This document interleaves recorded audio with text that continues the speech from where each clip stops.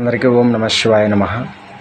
ఈ యొక్క సమాజంలో ఇప్పుడు ఎక్కువగా బాధపడేది భార్యాభర్తల సమస్యలు.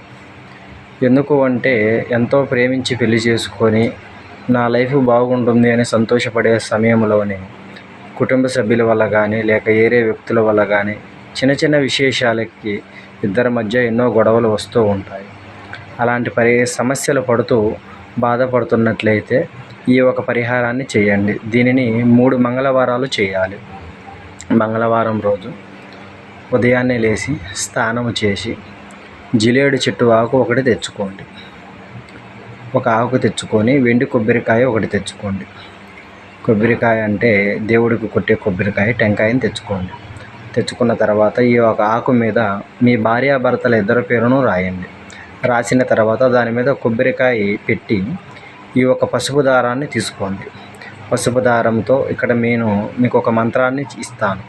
ఇచ్చిన ఈ ఒక మంత్రాన్ని 121 సార్లు మీరు పఠిస్తూ 121 సార్లు పసుపు దారంతో ఆ ఒక కొబ్బరికాయకి జిలేడు ఆకును కలిపి చుట్టాలన్నమాట.